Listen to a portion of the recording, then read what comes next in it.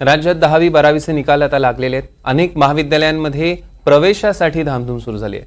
उद्यापासून पॉलिटेक्निकसाठी ॲडमिशन सुरू होतात। प्रवेशाचं सविस्तर वेळापत्रकही जारी करण्यात आलेलं आहे। पाहूयात पॉलिटेक्निकसाठीच्या प्रवेशासाठीची प्रक्रिया नेमकी काय। तंत्रनिकेतन पदविका प्रथम वर्ष अभ्यासक्रमांच्या प्रवेश प्रक्रियेला उद्यापासून सुरुवात होणार आहे। यावर्षीही प्रवेशाच्या 3 फेऱ्या होणार। 390 संस्थांमध्ये 1,05,000ची प्रवेश क्षमता असणार आहे। यंदा SCBC विद्यार्थ्यांसाठी एकूण प्रवेश क्षमतेच्या 10% जागा आरक्षित असतील।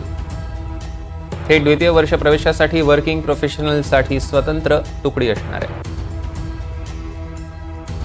आणि आता द्वितीय वर्षासाठीच्या प्रवेश प्रक्रियेत विद्यार्थ्यांना पदविका अभ्यासक्रमाची शाखा 12वीच्या विषयानुसार निवडता येईल।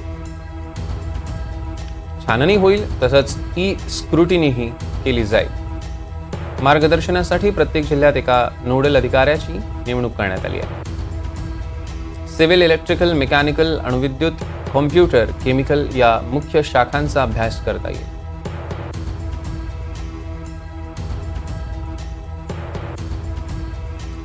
जर तुम्ही 11वीच्या प्रवेशासाठी तयारी करत असाल तर मुंबईसह महाराष्ट्रात 11,000पेक्षा जास्त विद्यार्थी आहेत।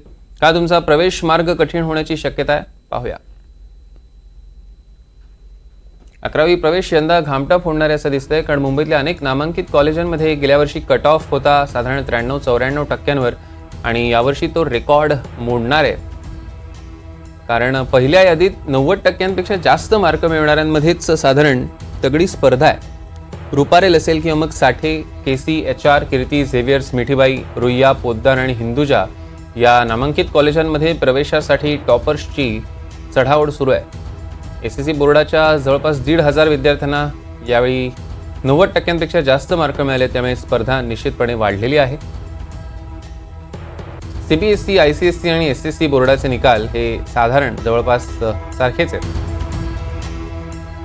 CBSEच्या 10वीचा निकाल काहीसा घसरलेला आहे, पण विद्यार्थ्यांची संख्या जास्त आहे, त्यामुळे चुरस तेवढीच राहणार आहे।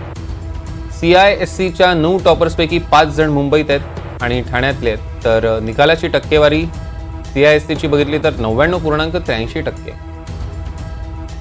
महामुंबईतल्या SSC बोर्डाच्या 8 विद्यार्थ्यांना 100% गुण मिळाले आहेत। गेल्या वर्षीच्या तुलनेत उत्तीर्ण विद्यार्थ्यांची संख्या 11,000ने वाढली आहे, त्यामुळे प्रवेश सध्या अवघड आहे।